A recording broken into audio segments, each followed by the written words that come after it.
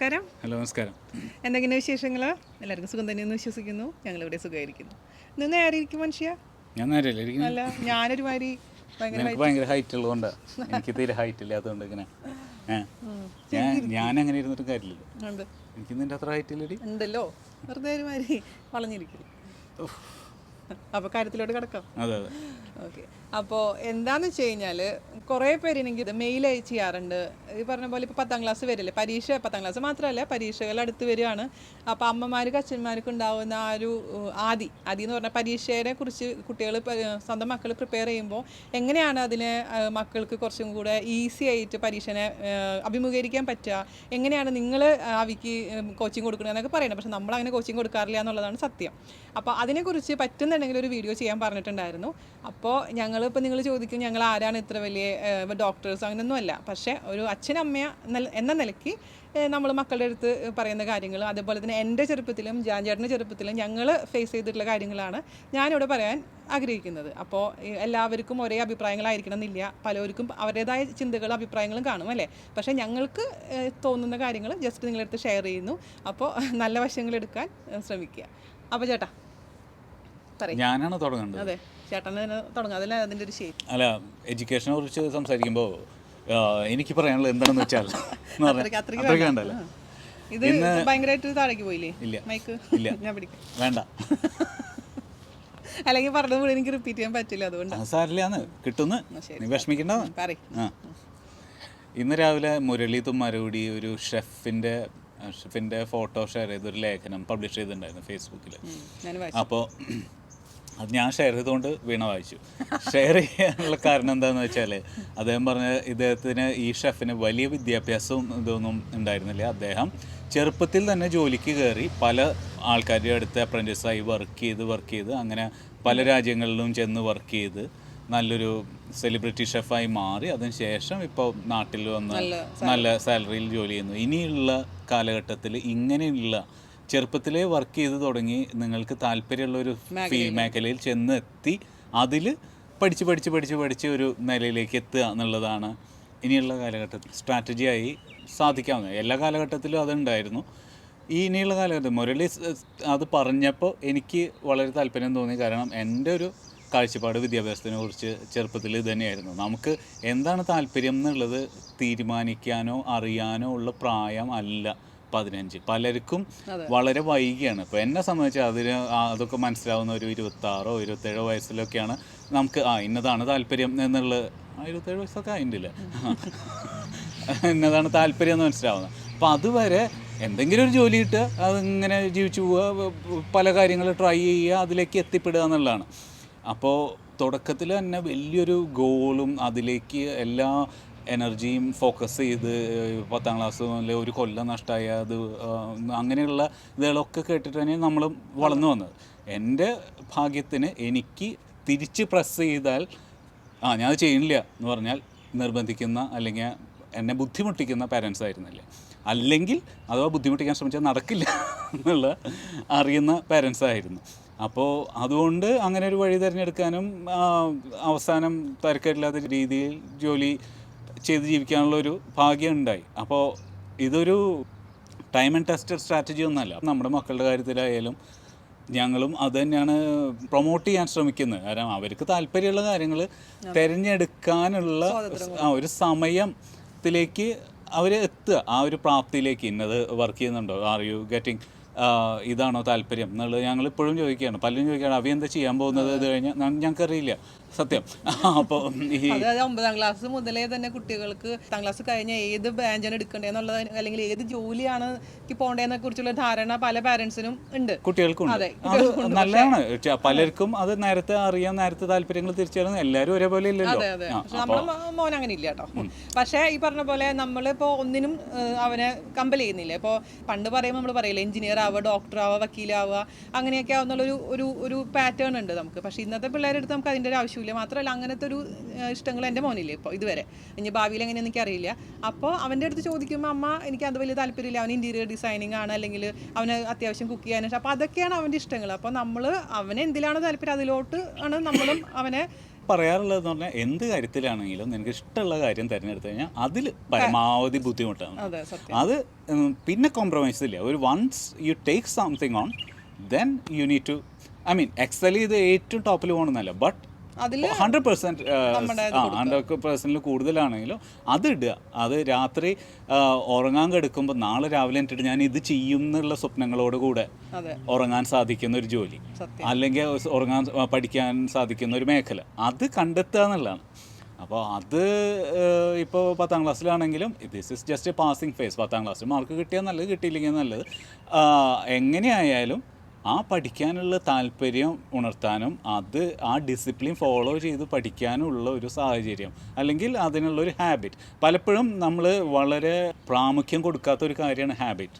ആ ശീലം ഡെയിലി 2 മണിക്കൂറോ 3 മണിക്കൂറോ എത്രയാണെന്ന് വെച്ചാൽ നമ്മുടെ ആ കഴിവുകൾ പരിപോഷിപ്പിക്കാൻ നിങ്ങളത് ഡെയിലി അതിന് വേണ്ടി സമയം മാറ്റി വെച്ച് തുടങ്ങുമ്പോൾ അത് വളരെ ഈസി ആയിട്ട് അങ്ങ് സംഭവിച്ചു തുടങ്ങും. അതിപ്പോൾ ഡെയിലി ഹെൽത്തി ഭക്ഷണം കഴിക്കുന്ന ശീലമാണെങ്കിലും ഡെയിലി എക്സസൈസ് ചെയ്യുന്ന ശീലമാണെങ്കിലും അത് ശീലമായി കഴിഞ്ഞാൽ പിന്നെ അതിനെക്കുറിച്ച് ചിന്തിക്കേണ്ട. ബ്രെയിനിന് അതിനെക്കുറിച്ച് ചിന്തിക്കാത്ത രീതിയിൽ അത് ചെയ്തു തുടങ്ങിയാൽ then it happens. ഓരോ ദിവസവും ഇന്ന ദിവസം ഇന്ന പോലെ ഭയങ്കര കഷ്ടപ്പാടാണ്, നാളെ ജോലിക്ക് പോകണമല്ലോ എന്ന് പറഞ്ഞ് വിഷമിച്ച് കിടക്കുന്നതും ജോലിക്ക് പോകാൻ താല്പര്യത്തോടു കൂടി കിടക്കുന്ന തമ്മിൽ വ്യത്യാസമുണ്ട്. അപ്പോൾ ഈ പഠിക്കുന്ന കാര്യത്തിലാണെങ്കിലും അതെ, എല്ലാ കാര്യത്തിലും നമ്മൾ ഈവൻ ജോലി ചെയ്യുന്ന സാധാരണ യൂട്യൂബറിന് പോലും മനസ്സിലാവുന്ന ഒരു കാര്യം, നമ്മളത് ഇഷ്ടപ്പെട്ട് ചെയ്യുന്നൊരു സംഭവമാണെന്നുണ്ടെങ്കിൽ ഭയങ്കര രസമായിട്ട് നമുക്ക് ചെയ്യാൻ പറ്റും.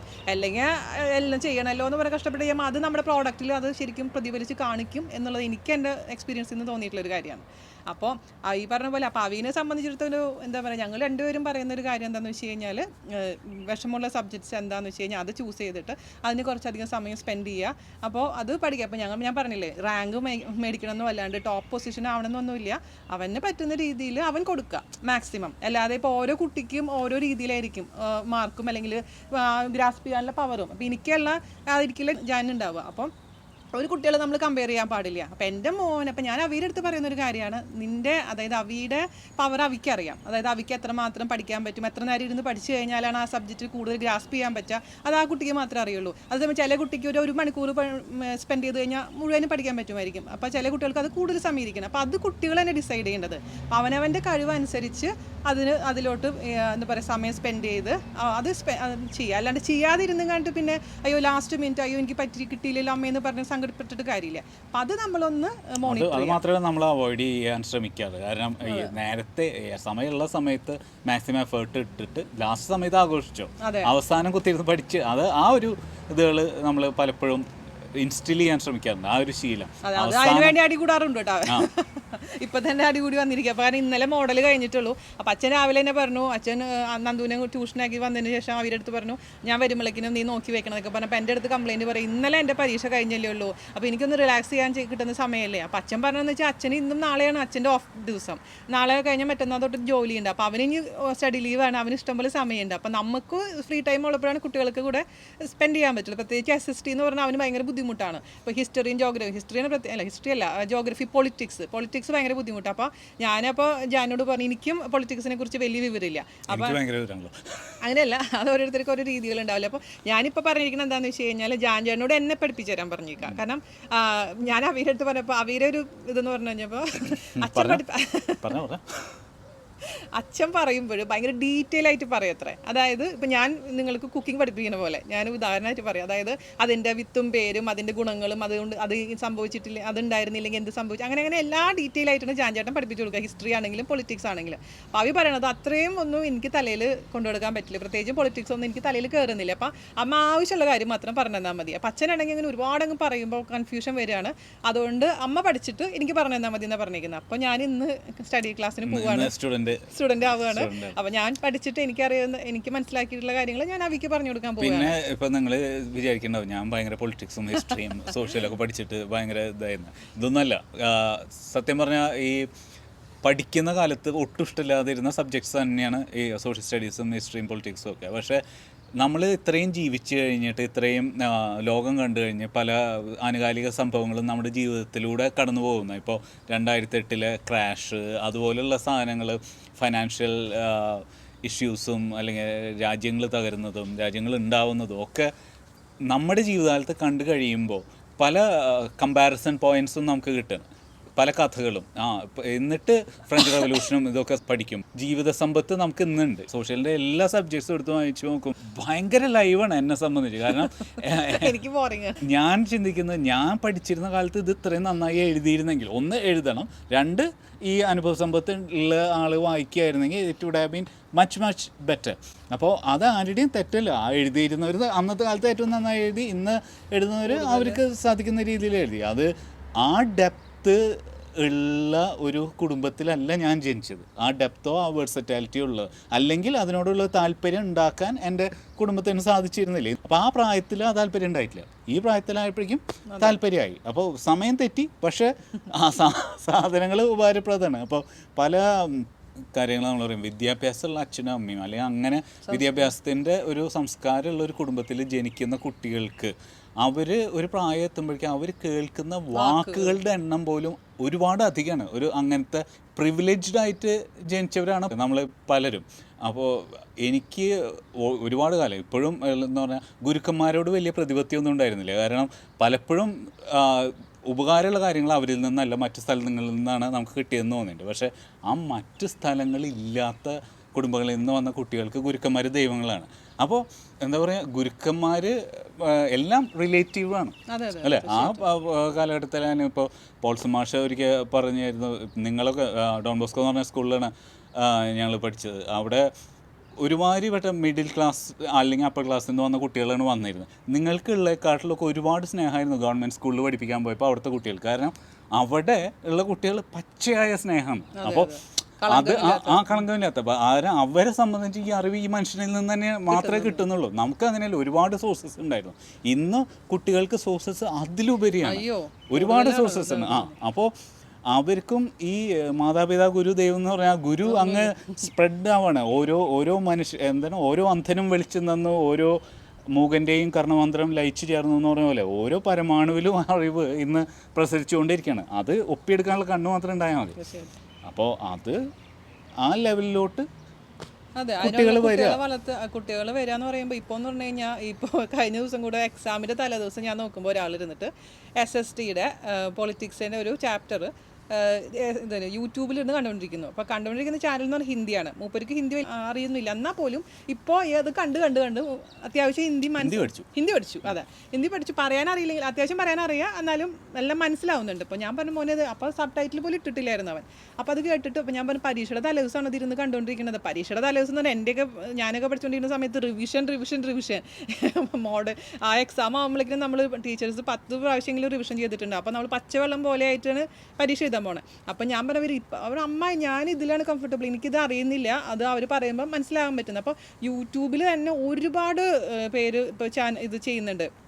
CBSEയുടെ പല ചാപ്റ്റർ വൈസായിട്ട് അവർ ഇടുന്നുണ്ട്. ഓരോ ഇപ്പോൾ സയൻസിലാണെങ്കിലും SST ആണെങ്കിലും ഈവൻ മാത്സിലാണെങ്കിലും പലരും ഇടുന്നുണ്ട്. അപ്പം നമ്മൾ ഹിന്ദിയിലത്തെ കാര്യം പറയുന്നത്. അപ്പോൾ അതെന്ന് പറഞ്ഞു കഴിഞ്ഞാൽ ഒരുപാട് ഇപ്പോൾ യൂട്യൂബിൽ മലയാളം യൂട്യൂബിൽ കുക്കറി ചാനൽ ഒരുപാടുള്ള പോലെ തന്നെ. പക്ഷേ അത് കുട്ടികൾ അത് ഇപ്പോൾ ഒരു പെർട്ടിക്കുലർ ചാനൽ ഫോളോ ചെയ്യുമ്പോൾ ആ ചാനലായിരിക്കുന്നില്ല മറ്റേ കുട്ടിക്ക് ശരിയാവുക. അപ്പോൾ അതായത് ഓരോരുത്തർ പറയുന്ന രീതി ഉണ്ടല്ലോ. അപ്പോൾ എനിക്ക് ഏറ്റവും കൂടുതൽ ഇഷ്ടപ്പെട്ട ഒരു കാര്യം എന്താ വെച്ച് കഴിഞ്ഞാൽ, ഇതിനു മുമ്പിലത്തെ പരീക്ഷയ്ക്ക് മാപ്പ് പഠിക്കണമായിരുന്നു. അതായത് ഇന്ത്യയിലത്തെ എല്ലാ സ്റ്റേറ്റുകളും അടയാളപ്പെടുത്തണമായിരുന്നു. അപ്പോൾ എനിക്കും സത്യം പറഞ്ഞാൽ അത് ഓർമ്മയില്ല. പണ്ട് എൻ്റെ ചെറുപ്പത്തിലേ പഠിച്ചതാണല്ലോ. അപ്പോൾ അതൊക്കെ ഞാൻ മറന്നു പോയിട്ടുണ്ടായിരുന്നു. അപ്പം നമ്മൾ ശ്രമിച്ചിട്ടും കൂടി മുഴുവനും തലയിൽ കയറുന്നില്ല. അതായത് കുറച്ച് കഴിഞ്ഞ് ഓർമ്മ വരും, അല്ലെ കുറച്ച് കഴിയുമ്പോൾ അത് മറന്നു പോകും എവിടെയാ പോയിന്റ്സ് എന്നുള്ളത് കാര്യം. അപ്പോൾ പറഞ്ഞു നമുക്ക് നെറ്റിൽ നോക്കാമേന്ന് പറഞ്ഞു. ഞങ്ങൾ രണ്ടുപേരും കൂടെ നെറ്റിലിരുന്ന് സെർച്ച് ചെയ്തപ്പം ഒരുപാട് ചാനൽസ് വന്നു ഇങ്ങനെ ട്രിക്ക് എങ്ങനെയാണ് ഈസി ആയിട്ട് മാപ്പ് അടയാളപ്പെടുത്താൻ പഠിക്കുക എന്നുള്ള ട്രിക്ക്. അങ്ങനെ ഒരു ചാനലിൽ ഞങ്ങൾ എത്തിപ്പെട്ടപ്പോൾ ഒരു ചെറിയൊരു പയ്യന് ഒരു 15-16 വയസ്സായിട്ടുള്ള ആ കുട്ടിക്ക്. അപ്പോൾ അവൻ ഹിന്ദിയിൽ തന്നെ പ്യുവർ ഹിന്ദിയിൽ തന്നെ പറയണത്. അപ്പോൾ ആളെ പറയണമെന്ന് വെച്ച് കഴിഞ്ഞാൽ ഞാനൊരു കഥയായിട്ട് ഈ മാപ്പ് അടയാളപ്പെടുത്താൻ പഠിപ്പിച്ചു തരാമെന്ന് പറയുന്നു. അപ്പോൾ ഞാനത് വെച്ചത് കഥയോ അത് എങ്ങനെ കഥ. അപ്പോൾ മോഹൻലാലിൻ്റെ സിനിമയിൽ മോഹൻലാൽ പറയുന്നുണ്ട് ലൈഫ് ഈസ് ബ്യൂട്ടിഫുൾ ആണെന്ന് തോന്നുന്നു. സിനിമയിൽ തന്മാത്രയിൽ മോഹൻലാൽ പറയുന്നുണ്ട് ഇങ്ങനെ ഒരു കഥ പോലെ നമ്മൾ പഠിപ്പിക്കുന്ന കുട്ടികൾ മറക്കില്ല എന്ന് പറയുന്നുണ്ട്. അപ്പോൾ ഞാൻ കൊള്ളാലോ. എന്നിട്ട് ഈ കുട്ടി ഒരു കഥ പോലെയാണ് ഈ മാപ്പ് പറയുന്നത്. പക്ഷെ കഥ കേൾക്കുമ്പോൾ അവൻ തന്നെ പറയുന്നുണ്ട് ഒരു പൊട്ടത്തന്നെ സ്റ്റോറിയാണ്. പക്ഷേ ആ സ്റ്റോറി നമ്മുടെ മക്കൾ ഓർത്തിരിക്കുന്നുണ്ട്. അതാണ് തമാശ. ഒരു പ്രാവശ്യം കേട്ടപ്പോഴേക്കും ആ സ്റ്റോറി മറക്കാണ്ട് തന്നെ അവന് കറക്റ്റായിട്ട് അടയാളപ്പെടുത്തി. പിന്നെ അവൻ ഇതുവരെ മറന്നിട്ടില്ല. അപ്പോൾ അത് കുട്ടികൾക്ക് എങ്ങനെയാണ് ഓരോ കുട്ടിക്കും ഓരോ രീതികളുണ്ടെന്നുള്ളതാണ്. അപ്പോൾ ആ സമയം ഈ വീഡിയോ വേറെ കുട്ടി കാണിച്ചു കഴിഞ്ഞാൽ അവർ കളിയാക്കും, അയ്യേ ഇതെന്താ അമ്മയെന്ന് ചോദിക്കും. അപ്പോൾ അതാണ് നമ്മുടെ മക്കൾക്ക് അവർക്ക് അവരുടേതായ രീതികൾ കണ്ടുപിടിക്കാൻ നമുക്കൊരു ഫ്രീഡം കൊടുക്കണം. അപ്പോൾ അതൊരു എനിക്ക് ഭയങ്കര നല്ല ഇഷ്ടപ്പെട്ടൊരു കാര്യമാണ്. അപ്പോൾ ഇപ്പോൾ എന്ന് വെച്ച് കഴിഞ്ഞാൽ വീണ്ടും ഈ സ്റ്റേറ്റ് കൂടാണ്ട് ഇപ്പോൾ അടയാളപ്പെടുത്തുന്ന വെച്ചാൽ ഓരോരോ എയർപോർട്ട്സ്, തെർമൽ പവർ പ്ലാന്റ്സ് അങ്ങനെയൊക്കെയാണ്. അപ്പോൾ അത് കൂടുതൽ കുറച്ചും കൂടെ കൺഫ്യൂഷൻ ആയിട്ടുണ്ട്. അപ്പോൾ അത് ഇപ്പോൾ ഇരുന്ന് പഠിച്ചുകൊണ്ടിരിക്കുകയാണ്. അതിൽ ഇനി വല്ല സ്റ്റോറി ഉണ്ടോ എന്ന് എനിക്ക് നോക്കണം. അതാണ് അവയുടെ കാര്യം എന്ന് പറയുന്നത്. അപ്പം എന്താ പറയുക, ഇപ്പോൾ എന്ന് വെച്ച് കഴിഞ്ഞാൽ കൂടുതലായിട്ടും ഇപ്പോൾ റീസെൻ്റ് ആയിട്ട് 2 മാസത്തിനുള്ളിൽ ഇവിടെ ഒരു UAE-യിൽ 3 കുട്ടികൾ ആത്മഹത്യ ചെയ്തിട്ടുണ്ട്. അപ്പോൾ ആത്മഹത്യ ചെയ്യാന്ന് പറയുമ്പോൾ കഴിഞ്ഞ വർഷവും ഞാൻ കേട്ടിട്ടുണ്ടായിരുന്നു, പ്രത്യേകിച്ചും ബാൽക്കണിയിൽ നിർത്തി ചാടൽ. അതൊക്കെ കേൾക്കുമ്പോൾ ഒരു പാരൻ്റ് എന്നുള്ള നിലയിൽ ഭയങ്കര ടെൻഷനാണ്. അപ്പോൾ അത് ആ ഒരു ന്യൂസ് കേട്ടുമ്പോൾ എനിക്ക് കുറേ പേര് മെസ്സേജ് അയക്കും, വീണ ചേച്ചിനെ ഓർമ്മ വന്നത് അവിനി ഓർമ്മ വന്നതെന്ന് പറഞ്ഞിട്ട്. അത് കേൾക്കുമ്പോൾ എനിക്ക് അതിലേറെ ടെൻഷനാണ്. അപ്പോൾ ചേച്ചി ഒരു വീഡിയോ ചെയ്യും. അപ്പോൾ ഞാൻ നേരത്തെ പറഞ്ഞ പോലെ തന്നെ നമ്മളത് ചെയ്യാനുള്ള നമുക്ക് വലിയ അറിവൊന്നും ഉണ്ടായിട്ടൊന്നുമല്ല. പക്ഷേ ഇത് കേൾക്കുമ്പോൾ നമുക്കൊരു പാരൻ്റ് എന്നുള്ള രീതിയിൽ നമ്മുടെ ഒരു എന്താ പറയുക കൺസെപ്റ്റൊക്കെ ഒന്ന് പറയണമെന്ന് തോന്നി. അപ്പോൾ ഞാനൊക്കെ പഠിക്കുമ്പോൾ ഞാനൊക്കെ SLC പാസ് ഔട്ട് ചെയ്ത് 94-ലാണ്. അപ്പോൾ അന്നത്തെ സമയം എന്ന് പറഞ്ഞു കഴിഞ്ഞാൽ റാങ്ക് എന്ന് പറയുന്നത് വലിയൊരു സംഭവം, ഡിസ്റ്റിങ്ഷൻ റാങ്ക് അത് ഒരു വലിയൊരു സംഭവമായിട്ട് മാറ്റുന്ന ഒരു സമയത്താണ് ഞാനൊക്കെ പഠിച്ചുകൊണ്ടിരുന്നത് SLC. അപ്പോൾ 9ാം ക്ലാസ് കഴിയുമ്പോഴേക്കിനും ഭയങ്കര പ്രഷറായിരുന്നു. അതായത് അന്നൊക്കെ നമ്മൾ നന്നായിട്ട് പഠിക്കുന്ന ഒരു കുട്ടിയുടെ കൂട്ടത്തിൽ പെട്ടിരുന്ന കാരണം, പ്രത്യേകിച്ച് എൻ്റെ അമ്മ ടീച്ചറായിരുന്നു. അപ്പോൾ ടീച്ചർമാർക്ക് അവരുടെ ടീച്ചേഴ്സിൻ്റെ ഇടയിൽ കൂടെ ഒരു പ്രഷർ ഉണ്ടായിരുന്നു. അവരുടെ മക്കൾ ഏറ്റവും കൂടുതൽ മാർക്ക് കിട്ടുന്ന ആളാരാണ്. അപ്പോൾ ഞാനൊരു വീഡിയോയിൽ പണ്ട് പറഞ്ഞിട്ടുണ്ടായിരുന്നു. 9ാം ക്ലാസ് കഴിഞ്ഞപ്പോഴേക്കിനും എനിക്കങ്ങ് വല്ലാണ്ട് പ്രഷറായി, വീണയ്ക്ക് മാർക്ക് കിട്ടുമോ റാങ്ക് കിട്ടുമോ അങ്ങനെയാണ് ഇങ്ങനെയാണെന്നൊക്കെ പറഞ്ഞ് അത് മെൻ്റലി എന്നെ ഭയങ്കരമായിട്ട് ഹോണ്ട് ചെയ്യാൻ തുടങ്ങി. അപ്പോൾ ഞാൻ പറഞ്ഞ പോലെ എനിക്ക് സിബ്ലിങ്സ് ഒന്നുമില്ല, ഒന്ന് ഷെയർ ചെയ്യാൻ ആരുമില്ല. നമ്മൾ എന്താ പറയുക, ഒരു അമ്മയാണെങ്കിലും കുറച്ച് സ്ട്രിക്റ്റ് ആയിട്ടുള്ള ടീച്ചർ എന്നുള്ള രീതിയിൽ അച്ഛനുണ്ടായിരുന്നില്ല, അച്ഛൻ പുറത്തായിരുന്നു. അപ്പോൾ അങ്ങനെ ഇരിക്കുമ്പോൾ എനിക്ക് ഭയങ്കരമായിട്ട് ആ സമയത്ത് മൈഗ്രെയിൻ അങ്ങ് കൂടി. മൈഗ്രെയിനിൽ കൂടി എന്ന് പറഞ്ഞു കഴിഞ്ഞാൽ ഡെയിലി എന്നുള്ള രീതിയിൽ ആഴ്ചയിൽ 3 ദിവസമെങ്കിലും തലവേദനയായിരുന്നു. മൈഗ്രെയിൻ വന്നാൽ നിങ്ങൾക്ക് അറിയാൻ പറ്റും, 3 ദിവസത്തോളം ഛർദിയും പ്രശ്നങ്ങളും. അപ്പോൾ എൻ്റെ മോസ്റ്റ്ലി 10ാം ക്ലാസ്സിൻ്റെ സമയം മുഴുവൻ ഞാൻ ടീച്ചേഴ്സ് റൂമിലാണ് ചിലവഴിച്ചിട്ടുണ്ടായിരുന്നത്. അപ്പോൾ രാവിലെ ഒരു 11 മണിയാകുമ്പോഴേക്കും ഭയങ്കരമായിട്ട് ഛർദി വരും. എന്നിട്ട് അമ്മ കൂട്ടിയിട്ട് ടീച്ചേഴ്സ് റൂമിൽ പോയി ഞാൻ ആ ബെഞ്ചിൽ കിടക്കും. അപ്പോൾ ഈ കിടക്കുമ്പോഴും ടീച്ചേഴ്സ്, അന്നത്തെ കാലത്തെ കാര്യമാണ് ഞാൻ പറയാം, എല്ലാ ടീച്ചർമാരെയും കുറ്റം പറയുന്നൊന്നുമല്ല, എൻ്റെ അനുഭവം ഞാൻ പറയുന്നത്. അപ്പോൾ അവർ ഇങ്ങനെ ഡിസ്കസ് ചെയ്തുകൊണ്ടിരിക്കുക, എത്ര മാർക്ക് കിട്ടി, മോഡലിന് എത്ര മാർക്ക് കിട്ടി എന്നൊക്കെ പറഞ്ഞിട്ട്. അപ്പോൾ അവിടെ നമുക്ക് സമാധാനം ഇല്ലാത്തൊരവസ്ഥയാണ്. തിരിച്ച് വീട്ടിൽ വരുമ്പോഴും അമ്മ തന്നെ പറഞ്ഞുകൊണ്ടിരിക്കുന്നത്. അപ്പോൾ നമുക്ക് നമ്മളോടുള്ള ഒരു എന്താ പറയുക ആത്മവിശ്വാസം കുറയണ പോലെ നമുക്കൊരു പേടി വരും. അയ്യോ എനിക്ക് മാർക്ക് കുറഞ്ഞു കഴിഞ്ഞാൽ എന്ത് സംഭവിക്കും, അങ്ങനെ എന്ത് സംഭവിച്ചാൽ ഞാൻ വല്ലാണ്ട് അങ്ങ് ഇതായിപ്പോയി, എനിക്കൊന്നും തലയിൽ കയറാണ്ടായി, പഠിക്കാൻ ടെൻഷനായിപ്പോയി, അറിയുന്ന കാര്യങ്ങൾ പോലും ഞാൻ മറക്കാൻ തുടങ്ങി. അപ്പോൾ ആ ഒരു സ്ട്രെയിനും സ്ട്രെസ്സും എനിക്ക് നന്നായിട്ട് ഞാൻ അനുഭവിച്ചിട്ടുണ്ട് അന്നത്തെ കാലത്ത്. ഞാൻ മാത്രമല്ല, എൻ്റെ കൂടെ പഠിച്ച പലരും. അപ്പോൾ അവരുടെ കാര്യങ്ങൾ ഞങ്ങളിങ്ങനെ സംസാരിച്ചുകൊണ്ടിരിക്കും. ഇന്നത്തെ കുട്ടികൾ എത്ര ബ്ലെസ്ഡ് ആണെന്ന് ഞാൻ ചിന്തിച്ചിട്ടുണ്ട്. ഉണ്ടാവും അല്ല, പക്ഷെ അന്ന് ഇപ്പം റാങ്കൊന്നുമില്ലല്ലോ. ഞാൻ A+ വാങ്ങിക്കണം അങ്ങനെ അല്ല ഉണ്ടാവുമായിരിക്കും. പക്ഷെ എനിക്ക് പറയുന്ന എൻ്റെ ഫ്രണ്ട്സ് ആണെങ്കിൽ അങ്ങനെ ഒരു കമ്പൽഷൻ എനിക്ക് തോന്നിയിട്ടില്ല. കുട്ടികളുടെ അടുത്ത് പണ്ടത്തെ പോലത്തെ ഒരു സ്ട്രിക്റ്റ് ആയിട്ടുള്ള പാരൻസ് ഉണ്ടെന്ന് എനിക്ക് തോന്നുന്നില്ല.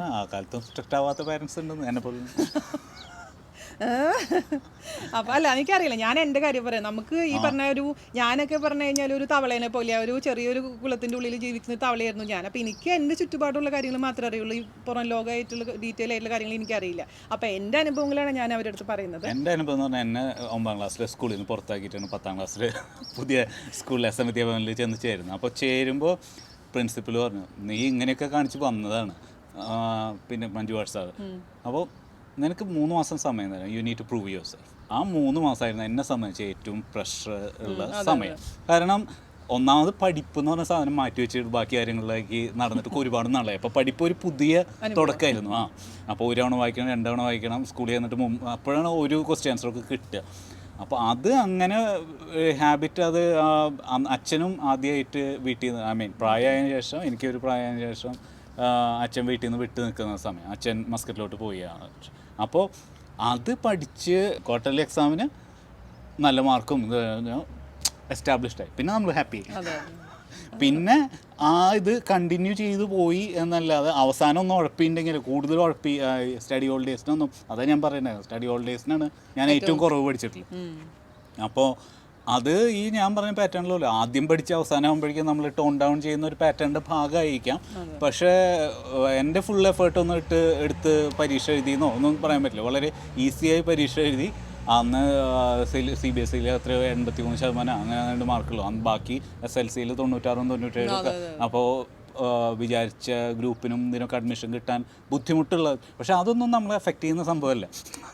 കിട്ടിയാൽ കിട്ടിയില്ലെങ്കിൽ അടുത്ത പണി നോക്കും. നമുക്ക് എന്ത് ചെയ്തും നമ്മൾ ജീവിക്കുന്നുള്ള കാര്യത്തിൽ യാതൊരു സംശയം ഉണ്ടായിരുന്നില്ല. ഈ പൂച്ചേനെടുത്ത് എറിഞ്ഞാൽ 4 കാലം ഇടുന്നില്ലേ, അന്നത്തെ ഒരു ഇത് തന്നെ. എന്ത് വേണമെങ്കിൽ വന്നോട്ടെ, അൽക്കമാവടോ. ഇപ്പം നീ പറഞ്ഞ ഈ കേസ്, ഇപ്പോൾ എനിക്ക് മുഴുവൻ ഇത് ഓർമ്മയില്ല. എന്തോ ഒരു കാര്യം പറഞ്ഞിട്ട് ഈ സ്കൂളിൽ ടീച്ചേഴ്സായിട്ട് ഒരു ഇഷ്യൂ ഉണ്ടായിട്ട് അമ്മേനെ വിളിച്ചപ്പോൾ ഞാൻ എന്തോ പറഞ്ഞു. ഇപ്പോൾ അതിലൊന്നും എനിക്ക് ഇത് നടന്നില്ലെങ്കിൽ ഞാൻ പാടത്ത് പണിക്ക് പോകുന്ന എന്നാണ് പറഞ്ഞു ടീച്ചർമാരോട്. അപ്പോൾ ഇങ്ങനെയൊക്കെയാണ് കുട്ടി പറയുന്നതെന്ന് പറയും അമ്മയുടെ അടുത്ത് ടീച്ചർമാർ. അമ്മ ഇപ്പോൾ ഈ കിടന്നു ഉരുല്ലാന്ന് പറയില്ലേ, അതുപോലെ അത് അച്ഛനും മോനും അല്ലെങ്കിൽ പാടത്തൊക്കെ ഭയങ്കര ഇഷ്ടമാണ്. അപ്പോൾ ആ ടീച്ചർമാരങ്ങ് അല്ല ഇതുപോലുള്ളൊരു അമ്മയാണ് നമ്മൾ. അല്ല അതൊരു ഭാഗ്യമാണ്. ഞാൻ എല്ലാവർക്കും അങ്ങനത്തെ ഒരു ഭാഗ്യം അല്ല അത് അമ്മ അത് ഇപ്പോൾ എനിക്കൊന്നും അത് അത്ര നൈസായിട്ട് അത് ഹാൻഡിൽ ചെയ്യാൻ പറ്റില്ല. അമ്മ എന്ന് പറഞ്ഞാൽ ആ ടോൺ അങ്ങ് കംപ്ലീറ്റ് മാറ്റി വേറെ ഇതിലേക്ക് അങ്ങ് കൊണ്ടുപോയി. അതെ. അപ്പോൾ ആ സമയത്ത് താങ്കൾക്ക് തോന്നിയത് ഒരു അമ്മയുടെ ഒരു, അതായത് ഇപ്പോൾ ടീച്ചേഴ്സ് സാധാരണ രീതിയിൽ എനിക്ക് തോന്നിയിട്ടുള്ള കാര്യം, ഇതേപോലെ ഒരു കുട്ടീനെ വിളിച്ച് നിർത്തി ടീച്ചേഴ്സ് അമ്മയുടെ അടുത്ത് അല്ലെങ്കിൽ അച്ഛൻ്റെ അടുത്ത് കംപ്ലയിൻറ്റ് പറയുമ്പോൾ അപ്പം ആ ടീച്ചർക്ക് കുട്ടീനെ കംപ്ലീറ്റ് എന്താ പറയുക ഒറ്റപ്പെടുത്തിയിട്ട് ടീച്ചറും അമ്മയും ടീച്ചറും സെറ്റായി ആ കുട്ടീനെ ഒറ്റപ്പെടുത്തുന്ന ഒരു സമ്പ്രദായം ഞാൻ കാണാറുണ്ട്. അമ്മ ഒരിക്കലും എന്നെ ഒറ്റപ്പെടുത്തി. അതാ ഞാൻ പറഞ്ഞു. അപ്പൊ അത് വലിയൊരു ഭാഗ്യമാണ്. പക്ഷെ ഞാനും അമ്മയായിട്ട് ഒരുപാട് ഇതുകളുണ്ട്, പക്ഷെ പുറമെ ഒരു വരുമ്പോൾ നമ്മൾ യുണൈറ്റഡ് ഫ്രണ്ട് അതാണ് വേണ്ടത്. അപ്പോൾ അത് പാരന്റ്സ് എപ്പോഴും മനസ്സിലാക്കണം. നമ്മുടെ ടീച്ചേഴ്സ് കുട്ടിയുടെ നന്മയ്ക്ക് വേണ്ടിയിട്ടാണ് പറയുന്നത്, സത്യമാണ്, അത് മനസ്സിലാക്കാൻ പറ്റും. പക്ഷെ കുട്ടികളുടെ മാനസികാവസ്ഥ എന്ന് വെച്ച് കഴിഞ്ഞാൽ ആ സമയത്ത് അമ്മയും കൂടി നമ്മൾ തള്ളി പറഞ്ഞു എന്ന് പറയുമ്പോൾ ആ കുട്ടി അവിടെ വല്ലാണ്ടായി പോകും. അപ്പോൾ കുട്ടിക്ക് ഒറ്റപ്പെട്ട ഒരു ഫീലിംഗ് വരും. പിന്നെ ഓട്ടോമാറ്റിക്കലി നമ്മളിന്ന് പതുക്കെ അകലാൻ തുടങ്ങും. അപ്പോൾ എന്തൊക്കെ കുരുത്തക്കേടുണ്ടെങ്കിൽ പോലും നമ്മൾ പുറത്ത് അങ്ങനെയല്ല ഞാൻ പറഞ്ഞത്, ഈ പഠിക്കുന്ന കാര്യത്തിലാണ്. അപ്പോൾ നമ്മൾ മക്കളെ ഒരിക്കലും ഒറ്റപ്പെടുത്തരുത്. പ്രത്യേകിച്ച് സ്കൂളിലൊക്കെ ഇങ്ങനെ പോകുമ്പോൾ വീട്ടിൽ വന്നിട്ട് അവരെ ഉപദേശിച്ച് കൊടുക്കുക, കാര്യങ്ങളൊക്കെ പറഞ്ഞു കൊടുക്കുക. പക്ഷേ മറ്റുള്ളവരുടെ മുന്നിൽ ഇൻസൾട്ട് ചെയ്യാനോ ഒരിക്കലും ശ്രമിക്കരുത്. അത് നമ്മൾ വേണമെന്ന് ചെയ്യുന്ന കാര്യങ്ങളല്ല. പക്ഷേ അറിയാണ്ട് പോലും നമ്മൾ പറഞ്ഞു പോയി കഴിഞ്ഞാൽ പിന്നെ അത് മക്കൾക്ക് അത് മനസ്സിൽ ഭയങ്കര അത് ഹോണ്ടിങ് ആയിട്ട് നിൽക്കും. എപ്പോഴും അത് ചിന്തിക്കുക. അവർ പലതും പലരും എൻ്റെ അടുത്ത് ഷെയർ ചെയ്തിട്ടുള്ള ഒരു കാര്യമാണ്. അതുപോലെ തന്നെ എനിക്ക് ചോദിക്കാനുള്ളത്, പണ്ടെന്ന് പറഞ്ഞാൽ എന്നെ പോലെ ആൾക്കാർ ഈ പറഞ്ഞ പോലെ തൊലിക്കെട്ടിയൊക്കെ കുറച്ച് കൂടുതലായിരുന്നു ഈ ഇങ്ങനത്തെ ഒരു റഫ് ആൻഡ് ടഫ് എൻവയോൺമെന്റിൽ നിന്ന് വന്നതിന് ശേഷം. അപ്പോൾ എന്ത് പറഞ്ഞാലും നമ്മൾ അങ്ങനെയല്ല ഈ കാര്യത്തിലൊക്കെ അതല്ല ഞാൻ പറഞ്ഞത്. അപ്പോൾ അന്ന് അറിയാഞ്ഞിട്ടാണോന്ന് അറിയില്ല, നമ്മൾ പേപ്പറിലൊന്നും കണ്ടിട്ട് അറിയാൻ. അപ്പോൾ ഇപ്പോൾ എന്ന് പറഞ്ഞാൽ ഈ ആത്മഹത്യ എന്തെങ്കിലും പഠിപ്പിൽ ഒരു മാർക്ക് കുറയുമ്പോഴേക്കും ആത്മഹത്യ ചെയ്യാനുള്ള ടെൻഡൻസി അതൊക്കെ പണ്ടുണ്ടായിരുന്നോ? പിന്നെ പണ്ടും ഇതൊക്കെ ഉണ്ടായിരുന്നു. ഞാനൊക്കെ പണ്ടത്തെ പോലെ മീഡിയ ഇല്ലാത്തതുകൊണ്ട് നമ്മൾ അറിയാറുണ്ടായിരുന്നില്ല. അപ്പോൾ ഈ 10ാം ക്ലാസ്സിൽ ഇതുമല്ലാതെ എത്രയോ ഡോക്ടർമാരുടെ മക്കളും അതും ഈ ഹൈ ക്ലാസ് ആയിട്ടുള്ള എൻജിനീയർമാരുടെ മക്കൾ ആത്മഹത്യ ചെയ്തതും നമ്മുടെയൊക്കെ എൻ്റെ വളർന്നു വരുന്ന കാലത്ത് നമ്മൾ കേട്ട് വളർന്നുണ്ട്. അതാണ്. ഇപ്പോൾ അതേപോലെ 10ാം ക്ലാസ് പരീക്ഷ എഴുതിയിട്ട് അവർക്ക് സംശയം ജയിക്കുമോ അല്ലെങ്കിൽ ഉദ്ദേശിക്കുന്ന മാർക്ക് കിട്ടുമെന്ന് പേടിച്ചിട്ട് പോയി റെയിൽവേ പാളത്തിൽ പോയി തലവെച്ച് അതിന് റിസൾട്ട് വരുമ്പോൾ ആ കുട്ടിക്ക് ഭയങ്കര മാർക്ക്, അതൊക്കെ നമ്മൾ കേട്ടിട്ടുണ്ട്. ഇതെന്ന് പറഞ്ഞാൽ ഇപ്പം ലോകം ഇതോടുകൂടെ തീർന്നു എന്നുള്ള രീതിയിൽ അവരോട് പെരുമാറിയാൽ അങ്ങനെ സംഭവിക്കും. ഇത് ജീവിതത്തിൽ വളരെ വളരെ നിസ്സാരമായ ഒരു കാര്യം. ഇതൊന്നും ഇല്ലാതെ വളർന്നിട്ടുള്ള എസ്റ്റാബ്ലിഷ്ഡ് ഒരുപാട് ആൾക്കാരുണ്ട്. It's A stepping stone. ഈ സ്റ്റെപ്പിംഗ് സ്റ്റോണിൽ ഒരു പടി താഴെ പോയതുകൊണ്ട് എന്നും താഴെ ആവുന്നില്ല. അടുത്ത പടിയിൽ വളർന്ന് കയറി പോകുന്ന എത്രയോ ആൾക്കാരുണ്ട്. ചിലർ 10ാം ക്ലാസ് വളരെ വളരെ മീഡിയോക്കറായിട്ട് അവർ പ്രൊഫഷണൽ ഇതിൽ ചെല്ലുമ്പോൾ അവരങ്ങ് കത്തിക്കയറി പോകുന്നു. അപ്പോൾ അല്ലെങ്കിൽ വളരെ ആവറേജ് സ്റ്റുഡൻസ് ആയിട്ട് ഇങ്ങനെ നടന്നവർ അവർ ബിസിനസ് തുടങ്ങി. എൻ്റെ കസിൻ തന്നെ വലിയ ഉദാഹരണമല്ലേ. 9ാം ക്ലാസ് വരെ ഭയങ്കര എന്താ പറയുക ബിലോ ആവറേജ് ആയിരുന്ന കുട്ടി. പക്ഷേ എന്ത് ഒരു മിറാക്കിളാണ് സംഭവിച്ചതെന്ന് അറിയത്തില്ല. അപ്പോൾ എൻ്റെ അടുത്ത് ഇളമ പറയായിരുന്നു ഭയങ്കര അതിശയമായിട്ടുള്ളൊരു മാറ്റമായിരുന്നു. 10ാം ക്ലാസ് വന്നപ്പോഴേക്കും പെട്ടെന്ന് ഭയങ്കരമായിട്ട് പഠിക്കാൻ തുടങ്ങി. അതായത് ആവറേജ് സ്റ്റുഡൻ്റ് ആയതുകൊണ്ട് കുറേ സമയം അതിന് വേണ്ടി സ്പെൻഡ് ചെയ്യണം. പക്ഷേ അവന് സ്വയം മനസ്സിലാക്കി ചെയ്തു ഭയങ്കര ഹൈ മാർക്ക്. ഇപ്പോൾ ആൾ അമേരിക്കൻ ബാങ്കിൽ വലിയ മാനേജറായിട്ട് ഇരിക്കുകയാണ്.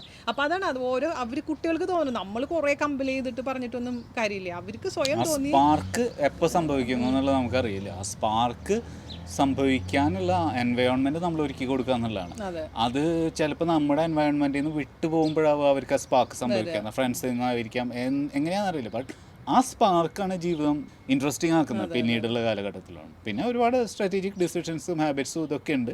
പക്ഷേ അത് സംഭവിപ്പിക്കാൻ നമുക്ക് സാധിക്കുമെന്ന് ചോദിച്ചാൽ എനിക്ക് തോന്നുന്നില്ല നമുക്ക് സംഭവിപ്പിക്കാൻ സാധിക്കുന്നത്. അതെ, മാക്സിമം അപ്പോൾ നമ്മൾ അവർക്കൊരു സപ്പോർട്ട് കൊടുക്കുക. ഈ എപ്പോഴും ഭയങ്കര പ്രഷറൈസ് ചെയ്യാതെ, പിന്നെ റാങ്ക് വാങ്ങിച്ചടങ്ങും അല്ലെങ്കിൽ ഇത്ര മാർക്ക് വാങ്ങിച്ചടങ്ങും അത് പറയാതിരിക്കുക, കമ്പാരിസൺസ് ചെയ്യാതിരിക്കുക. മറ്റുള്ള കുട്ടികൾക്ക് മാർക്ക് ഉണ്ടെങ്കിൽ ഓക്കെ, അത് അവരുടെ കഴിവ്, അവരെ മിടുക്ക്. അതേസമയം നമ്മുടെ മക്കൾക്ക് അതിൻ്റെ ഇപ്പോൾ പഠിപ്പിൽ മാത്രമല്ല ബാക്കിയുള്ള എന്തൊക്കെ കഴിവുള്ള കുട്ടികളുണ്ടാവും. അപ്പോൾ നമ്മുടെ മക്കളിലുള്ള കഴിവുകൾ നമ്മൾ മാക്സിമം കണ്ടുപിടിക്കാനും അവരെ പ്രോത്സാഹിപ്പിക്കാനും ശ്രമിക്കുക. അല്ലാതെ എൻ്റെ മോന് മാർക്ക് കുറഞ്ഞു അല്ലെങ്കിൽ എൻ്റെ മോന് ആ മറ്റേ കുട്ടിയുടെ അത്ര മാർക്ക് കിട്ടിയില്ല എന്ന് മോന് കരഞ്ഞിട്ടൊന്നും കാര്യമില്ല. പിന്നെ ഈ വാട്സപ്പ് ഗ്രൂപ്പുകളിലൊക്കെ മാക്സിമം ഇങ്ങനത്തെ കാര്യങ്ങൾ ഡിസ്കസ് ചെയ്യാതിരിക്കുക. കാരണം പലതരത്തിൽ നിന്ന് വരുന്ന ആൾക്കാരുണ്ട്. ഇപ്പം ഓരോരുത്തരുടെ ചിന്താരീതികളൊക്കെ വ്യത്യാസമാണ്. അപ്പോൾ ഭയങ്കര അപ്പോൾ നമുക്ക് ഓട്ടോമാറ്റിക്കലി നമ്മൾക്ക് ഇത് താല്പര്യം ഇല്ലെങ്കിലും അവരുടെ അത് കാണുമ്പോൾ നമുക്ക് ഓട്ടോമാറ്റിക്കലി പ്രഷർ വരും. നമുക്ക് പ്രഷർ വന്നാൽ നമ്മുടെ പ്രഷർ കുട്ടികളുടെ മേലാണ് നമ്മൾ പ്രയോഗിക്കുക. അപ്പോൾ അങ്ങനെയൊക്കെ കൂടുതൽ വരും. അതിപ്പോൾ ഞാൻ ചെറുപ്പത്തിൽ പലരും നിർബന്ധമായി പറഞ്ഞിട്ടും ഞാൻ ചെയ്യാത്തൊരു കാര്യം പേപ്പർ വായിക്കുക എന്നുള്ളതാണ്. അത് വായിക്കാതിരിക്കാനുള്ള കാരണം മിക്കവാറും സെൻസേഷണലിസം ബേസിലുള്ള ഇതായിരിക്കും ഫസ്റ്റ് പേജിൽ. അപ്പോൾ എന്നോട് പറഞ്ഞാൽ അത് മാറ്റി വെച്ചിട്ട് നീ എഡിറ്റോറിയൽ മാത്രം വായിക്കുക.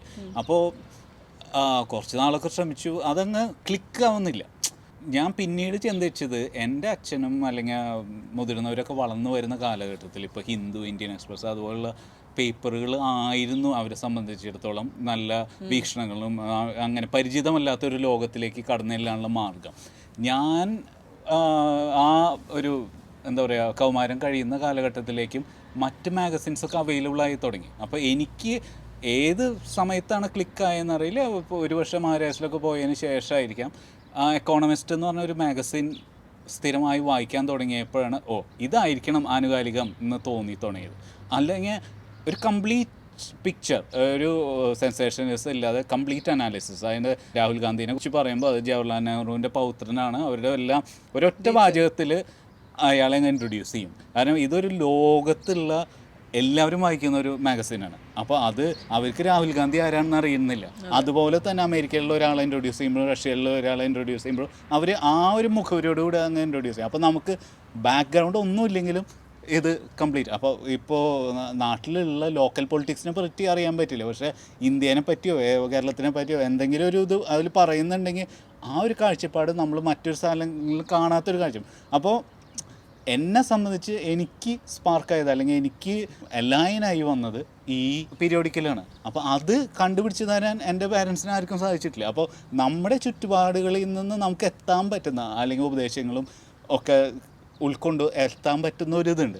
അത് കഴിഞ്ഞിട്ടുള്ള പിന്നെ നെക്സ്റ്റ് ലെവല് അത് നമ്മുടെ സ്വന്തം ഇൻവെസ്റ്റിഗേഷനും അല്ലെങ്കിൽ സ്വന്തം താല്പര്യങ്ങളും എക്സ്പോഷറും അനുസരിച്ചിരിക്കും. അതിനുവേണ്ടി നമ്മൾ സ്ട്രൈവ് ചെയ്തുകൊണ്ടിരിക്കണം. അത് ഓരോ കാലഘട്ടം കഴിയുമ്പോഴും അത് നമ്മൾ അപ്ഡേറ്റഡ് ആയിക്കൊണ്ടിരിക്കണം. There is no compromise about that. അപ്പോൾ അതെല്ലാം പാരൻസിന് മാത്രം ഉത്തരവാദിത്തമാവും. നമുക്ക് നമ്മുടെ കുട്ടിക്ക് ഇതെല്ലാം നമ്മൾ തന്നെ നേടിക്കണം അങ്ങനെയൊന്നുമില്ല. ആ കുട്ടി നന്നാവാനുള്ളതാണെങ്കിൽ അല്ലെങ്കിൽ രക്ഷപ്പെടാനുള്ളതാണെങ്കിൽ ഇപ്പോൾ എല്ലാ കുട്ടികളും അങ്ങനെ ഹൈഫൈ ആവണമെന്ന് നമുക്ക് ജീവിക്കാനുള്ളൊരു ചുറ്റുപാട് കണ്ടെത്താനുള്ള ഒരു ഇതുണ്ടാക്കണം. അത് ഇന്നത്തെ രീതിയിൽ അത് സംഭവിക്കും അല്ലെങ്കിൽ സംഭവിപ്പിച്ചേ പറ്റുള്ളൂ എന്നുള്ള വാശി നമുക്കില്ല.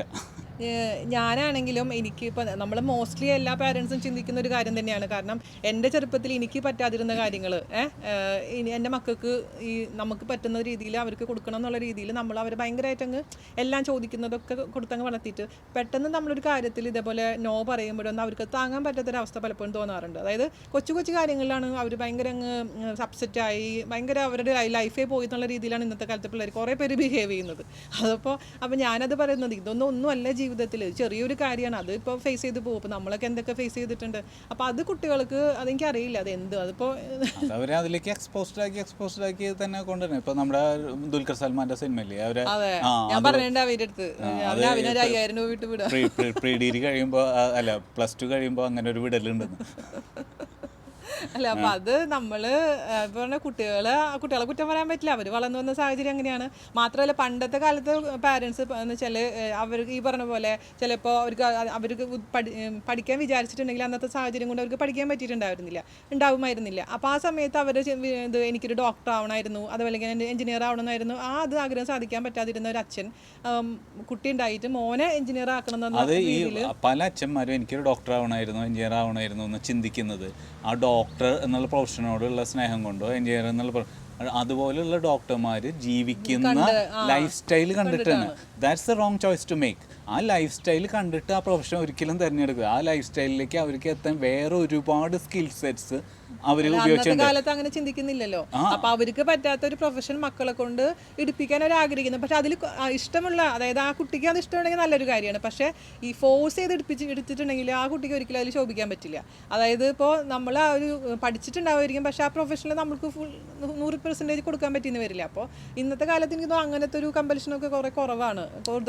കൂടുതൽ മേഖലകൾ വന്നു. ലൈഫ് സ്റ്റൈൽ കണ്ടിട്ട് അത് എടുക്കാൻ ശ്രമിക്കുന്ന ആൾക്കാർ എപ്പോഴും ധാരാളം ഉണ്ട്. അറിയില്ല, എന്നാലും കമ്പാരിറ്റീവ്ലി എനിക്ക് തോന്നുന്നു കുറവാണെന്ന് തോന്നുന്നു.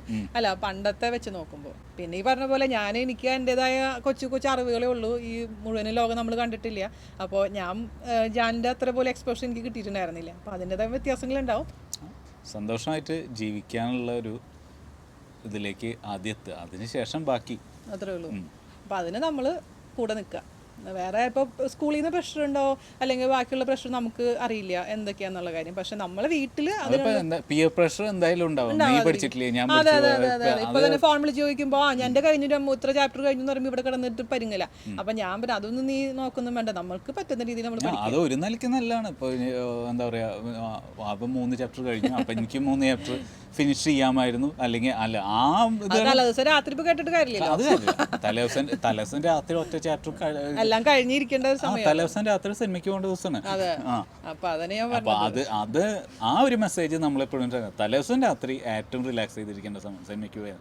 അതിന് മുമ്പ് മാക്സിമം എഫേർട്ട് എടുത്ത് അവസാനത്തെ ഹറിബറി വേണ്ട. അതെ.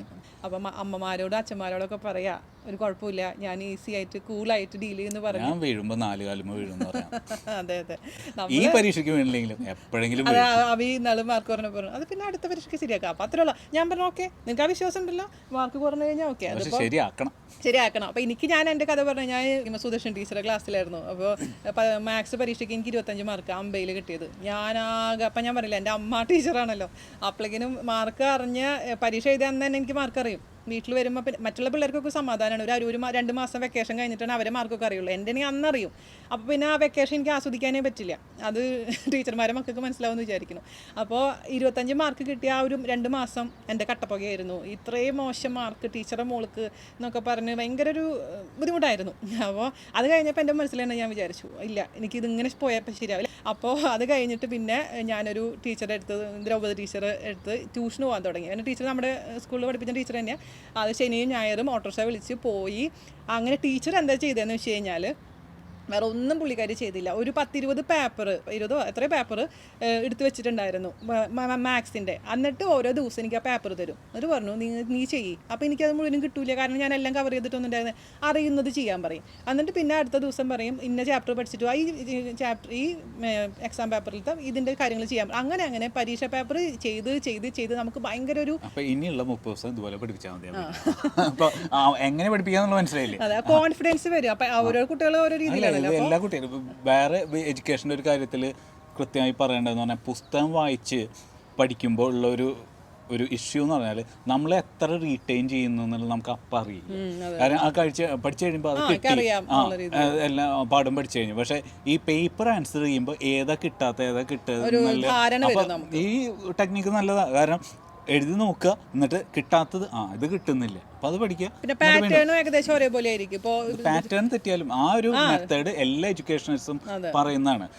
ആൻസർ ചെയ്യാൻ നോക്കിയിട്ട് കിട്ടാത്ത കാര്യം നോട്ട് ചെയ്ത് വെച്ച് വീണ്ടും പഠിക്കുക. പിന്നെ സ്പീഡ് കറക്റ്റ് ആയിട്ട് വരും. പ്രത്യേകിച്ച് മാത്സിലല്ല പറയുന്നത്, ബാക്കിയുള്ള സബ്ജക്ട്. ഇപ്പോൾ ഹിസ്റ്ററിക്കാണ് എനിക്കൊക്കെ 10ാം ക്ലാസ് പരീക്ഷ എഴുതുമ്പോൾ ഏറ്റവും സമയക്കുറവ് വന്നിട്ടുണ്ടായിരുന്നത് ഹിസ്റ്ററിക്കൊക്കെ. എഴുതിയിട്ടും കഴിയുന്നില്ല എനിക്ക്. പിന്നെ 10 മിനിറ്റ് ബാക്കിയുള്ളപ്പോഴൊക്കെ അടുത്ത ലാസ്റ്റത്തെ ക്വസ്റ്റ്യൻ വരുന്നത് വലിയ ഉപന്യാസമൊക്കെ അല്ലേ. അപ്പോൾ അതൊക്കെ എഴുതുമ്പോഴേക്കും കൈയൊക്കെ വരയ്ക്കാൻ തുടങ്ങി, നമുക്ക് എഴുതാൻ പറ്റാത്തൊരവസ്ഥയൊക്കെ വന്നിട്ടുണ്ടായിരുന്നു. അപ്പോൾ അത് എഴുതി ഇപ്പോൾ ഇന്നത്തെ കാലത്ത് പിള്ളേർ പക്ഷേ എഴുതി പഠിക്കുന്നില്ല. ഞാനൊക്കെ എന്തോരം എഴുതിയിട്ട് പാറ്റേൺ മാറ്റിയില്ലേ, അധികം എഴുതാൻ പാടില്ല. അല്ല, അധികം എഴുതുന്നതന്നെയല്ല, എഴുതി പഠിക്കുന്നുണ്ടായിരുന്നു ഞാൻ. എനിക്ക് നന്നായി എഴുതി പഠിച്ചാലാണ് എൻ്റെ തലയിൽ കയറുണ്ടായിരുന്നുള്ളൂ. അപ്പോൾ അവയൊന്നും എഴുതി പഠിക്കാൻ ഞാൻ കണ്ടിട്ടില്ല. ഓരോ ചിന്തകളായിരിക്കും അല്ലേ, മാറ്റങ്ങളായിരിക്കും. അപ്പോൾ ഓരോ കുട്ടികൾക്ക് അവരുടേതായ ഇത് തിരഞ്ഞെടുക്കാൻ പറയണം. അപ്പോൾ എൻ്റെ അങ്ങനെ ദ്രൗപദി ടീച്ചറുടെ അടുത്ത് പോയി ഞാനിത് സംഭവം ഫിനിഷ് ചെയ്ത് എനിക്ക് 48 മാർക്ക് കിട്ടി പരീക്ഷയ്ക്ക്. അത് എന്നെ സംബന്ധിച്ചിടത്തോളം ഒരു റെക്കോർഡാണ്. കാരണം എനിക്ക് 48 മാർക്ക് കിട്ടിയെന്ന് പറഞ്ഞു കഴിഞ്ഞാൽ ആർക്കും കിട്ടും. മനസ്സിലായില്ല. അപ്പോൾ ആ ടീച്ചറുടെ അടുത്ത് ഞാൻ ഇപ്പോഴും നന്ദിയുള്ളവളാണ്. ഞാൻ എപ്പോഴും ടീച്ചറുടെ അടുത്ത് പറയുന്നൊരു കാര്യമാണ്, ടീച്ചർ ഇങ്ങനെ എനിക്കൊരു അതിനുള്ള അനുവാദം തന്നതും വീട്ടിൽ വന്നിരിക്കാൻ പറഞ്ഞതും ടീച്ചർ എനിക്കൊരു ചായ ഉണ്ടാക്കി തരും. ഇപ്പോഴും എനിക്ക് ആ ചായയുടെ ടേസ്റ്റ് ഭയങ്കര ഓർമ്മയാണ്. ഒരു കുഞ്ഞൊരു സ്റ്റീൽ ഗ്ലാസ്സിൽ ഒരു ചായ ഉണ്ടാക്കി തരും, അത് കുടിച്ച് ഈ ഇടയ്ക്ക് ടീച്ചർ ജോലിയൊക്കെ ചെയ്യുന്നുണ്ടാവും, ഞാൻ എൻ്റെ ഈ പേപ്പറും ഇരുന്ന് അങ്ങനെ ഒരു 2 മണിക്കൂറാണ് ട്യൂഷനായിരുന്നത്. അങ്ങനെ അത് കഴിഞ്ഞ് ഓട്ടോറിക്ഷ വരെ ഞാൻ തിരിച്ചു പോകും. അപ്പോൾ അതൊരു വലിയൊരു അനുഭവമാണ്. എനിക്കൊരു ഭയങ്കര ഇപ്പോഴും ഞാൻ അതിന് ചെറിഷ് ചെയ്യുന്നൊരു കാര്യമാണത്. അപ്പോൾ ആ പറഞ്ഞ പോലെ ഓരോ കുട്ടികൾക്കും അവരുടേതായ രീതിയിൽ കണ്ടുപിടിക്കുക, എഴുതി പഠിക്കുക. ഇതേപോലെ നിങ്ങൾ എന്താണ് ഇഷ്ടപ്പെടുന്നത് അത് ചൂസ് ചെയ്യുക, അമ്മമാർ ഹെൽപ്പ് ചെയ്തോളും. അപ്പോൾ ഇത്രേ പറയാനുള്ളൂ. നമ്മൾ മാക്സിമം സപ്പോർട്ട് ചെയ്യുക, അവരുടെ കൂടെ നിൽക്കുക. പിന്നെ ഈ ചെറിയ ചെറിയ കാര്യങ്ങൾക്ക് വേണ്ടി നമ്മൾ ഒരുപാട് പ്രഷർ ചെയ്യാതിരിക്കുക. അപ്പോൾ ഈ പറഞ്ഞ പോലെ ഇങ്ങനെ ഓരോ കുട്ടികളും മരിച്ചു എന്നൊക്കെ കേൾക്കുമ്പോൾ നമുക്ക് കേൾക്കുമ്പോൾ ഇല്ലാത്ത ഒരു സങ്കടമാണ്, വിഷമമാണ്, ടെൻഷനാണ്. ഒരു ജീവൻ പോയി കഴിഞ്ഞാൽ നമുക്ക് തിരിച്ചു എടുക്കാൻ പറ്റില്ല. അപ്പോൾ നമ്മൾ എന്താ പറയുക, കട്ട സപ്പോർട്ടായി കൂടെ നിൽക്കുകയാണെങ്കിൽ അവർക്ക് 10ാം ക്ലാസ് പരീക്ഷ നല്ല IAS പരീക്ഷയാണെങ്കിൽ കൂളായിട്ട് ഡീൽ ചെയ്യാൻ പറ്റും എന്നാണ് എനിക്ക് മനസ്സിലാക്കാൻ കഴിഞ്ഞിട്ടുള്ളത്, അല്ലേ? അപ്പോൾ എല്ലാ മക്കൾക്കും എല്ലാവിധ ആശംസകളും. നന്നായി പരീക്ഷ എഴുതുക, ടെൻഷനൊന്നും വേണ്ട. ഇത് 10ാം ക്ലാസ്സും അല്ല ജീവിതം, അല്ലെങ്കിൽ പരീക്ഷ മാത്രമല്ല ജീവിതം എന്ന് മനസ്സിലാക്കുക. അപ്പോൾ അതിൽ ഇച്ചിരി മാർക്ക് കുറഞ്ഞാലും മാർക്ക് കൂടിയാലും നല്ല കാര്യം, മാർക്ക് കുറഞ്ഞാലൊന്നും ഒരു ബുദ്ധിമുട്ടും ഇല്ല. നമുക്ക് വീണ്ടും സമയം കിടക്കുന്നുണ്ട്. നമ്മുടെ കഴിവുകൾ തെളിയിക്കാനുള്ള അവസരങ്ങൾ വീണ്ടും വരും. അപ്പോൾ നിങ്ങൾ അതിനെ ആലോചിച്ച് ടെൻഷൻ അടിക്കുകയേ വേണ്ട. അപ്പോൾ അത്രയും ഞങ്ങൾ പറയാൻ ഉദ്ദേശിച്ചിട്ടുണ്ടായിരുന്നല്ലോ. പറഞ്ഞപ്പോൾ കുറേ അങ്ങോട്ട് ആയിപ്പോയി. അപ്പോൾ വീണ്ടും സന്ധിക്കും വരയ്ക്കും വണക്കം. ബൈ.